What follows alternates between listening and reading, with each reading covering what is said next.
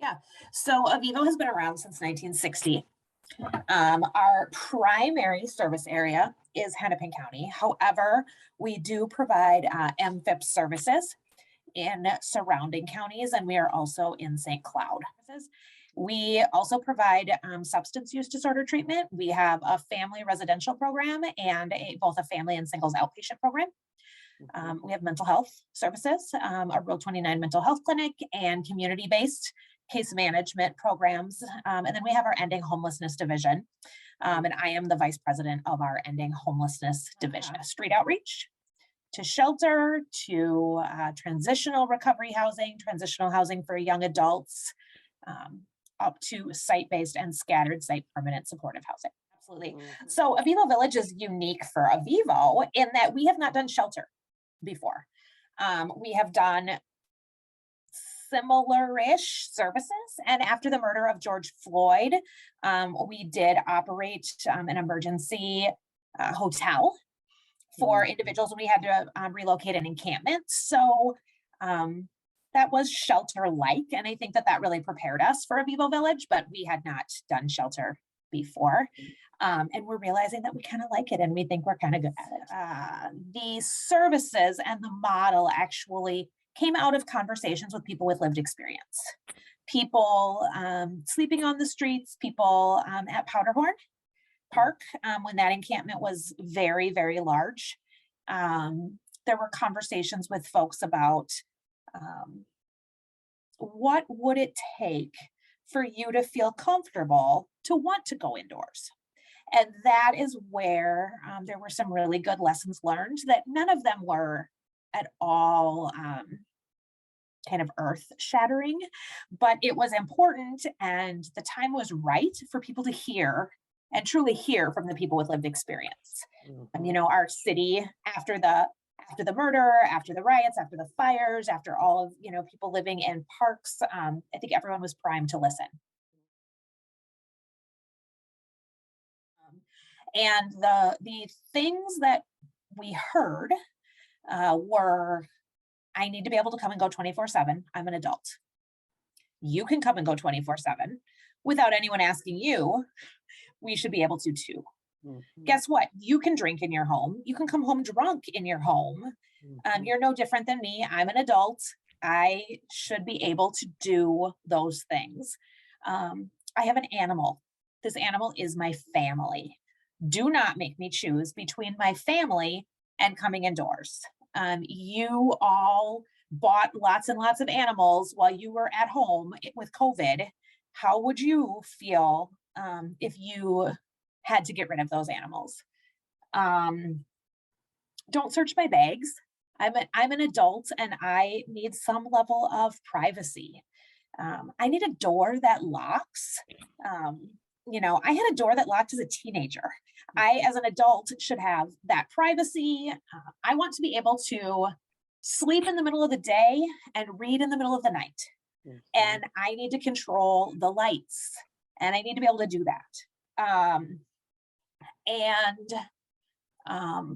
Belongings are really important to you and they're really important to me too. Just because I've experienced homelessness and my belongings might look different than yours, they shouldn't get thrown away. I shouldn't have to carry them around all of the time. I should have a safe place to be able to leave and come home and know that they're still going to be there. So those, and don't make me go to a different place for shelter than my significant other if we're of different genders, just because we're of different genders. And as a result, we have seen people choosing to come indoors that haven't come indoors in years and years and years. But we need to use our power and privilege in a way that we give voice to the people that have the needs and the really good ideas. The first thing that we do is just ensure a radical welcome. So that when folks come to move in, they know that they are welcomed unconditionally. With, you know, a welcome basket, a big welcome laundry basket with new items for their room. We don't talk about just flipping or turning or making a room ready. We get it staged. And we use that language because that, if we're staging something, we are putting a different level of care into getting it ready. We were really cautious about asking the bare necessities, at least in the first 24 to 48 hours. After that, once people have had a chance to sleep, hopefully, and they are continuing to feel that radical welcome, there's a little bit more trust starting to bud, and a relationship of trust there. The other thing is, when people move in, we are very upfront and transparent with them. We do wellness checks, but we do wellness checks because we care about you so incredibly much that we want to make sure that you're okay. And laying the groundwork with the reason is really important. And for the most part, folks have been very, very open to that. There have been occasional individuals who have said, please don't have a male staff person do my wellness check because I don't feel safe. That's great. That's fine. We have 5 staff, a supervisor, and 2 security folks on 24/7. So there, we have plenty of ability to accommodate. We do have security. But our security does not wear a security uniform. Our security sits at the front desk and really acts like a door person. If there's an incident, we're not perfect. We're working with a big community with a lot of people doing a lot of things all at the same time. If there is an incident, staff respond. Staff are trained to respond. Security is trained to keep an eye on the cameras and the doors and an eye on the staff who are handling the situation should things get out of hand. But security are not the ones who intervene. And the police have been incredible. We have let them know that, they don't come in without an escort. And we let people know they're coming in before they come in. It's really important for us to be really, really, really great working partners with all emergency services. And we also need to keep in mind lived experience of the people that we are providing shelter to. And then they get past the next set of doors, which they get buzzed into, and it like opens for them. So it's not like, buzzed into a prison. It's like, here, welcome into this large lobby area, which is intentionally open and not cluttered. And you walk in, and walking into an open space feels more healthy than walking into a space where you feel like you are closed in. And then you get into the warehouse, and the ceilings are high. We have the warehouse lighting turned off and have different lights installed so that it's not that overhead horrible fluorescent migraine initiating. We change the lighting as the day goes on, kind of as the sun would rise and set. We always have a puzzle that we're putting together, that the whole community is putting together. We have artwork that people are creating. Both of those are ways that people can heal and process. It's no surprise, if you've worked in the housing and homelessness field, that particularly in Minneapolis, our Indigenous community is overly represented. And especially overly represented in the unsheltered homeless number. And so we have a lot of folks who identify as Indigenous at Avivo Village. We've partnered with White Earth Nation, but we are not a Native specific organization or shelter. But we happen to have a high population because that's who's experiencing unsheltered homelessness, and because we have other Native programming and people have come to know and trust Avivo. But we have chosen colors, paint colors, in relationship to the medicine wheel, and we have chosen to go with like elements. So we have a kind of a rust color for fire, and we have a yellow color for the stars, and we have a green for like earth, and a blue for water.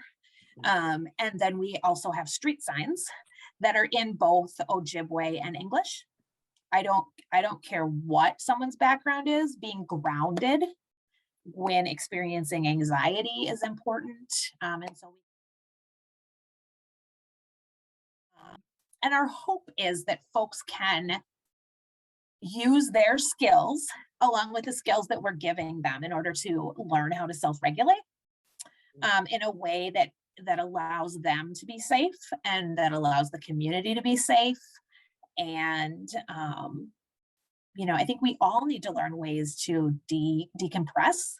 And oftentimes, folks who have experienced a lot of trauma have less healthy ways to decompress. And so we're hoping to give people the opportunity to develop some healthier ways.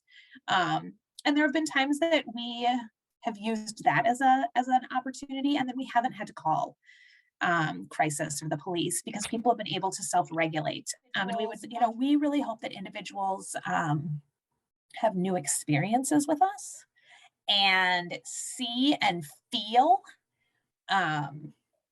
what it is like to feel safe. And so it really is kind of a corrective experience that we really want residents to have. There's no magic to it, but we are our own tools.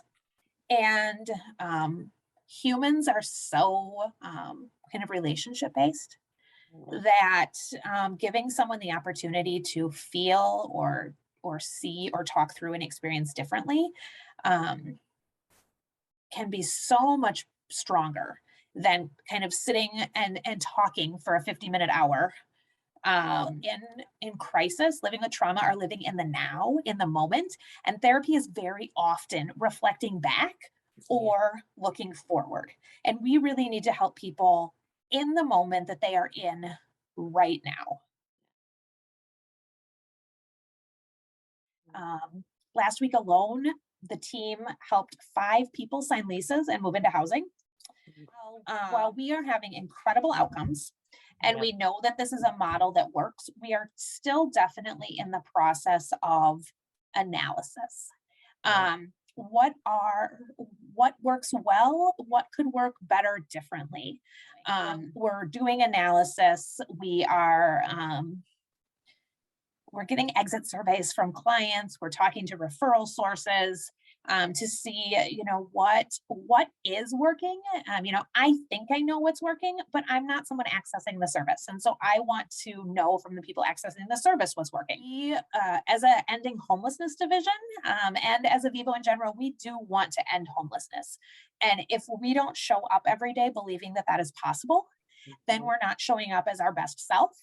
And we're not fully doing our job. Avivo cannot end homelessness alone, but we can hopefully, through lessons learned, inform the larger system. And I'm really hoping that Avivo Village can do that.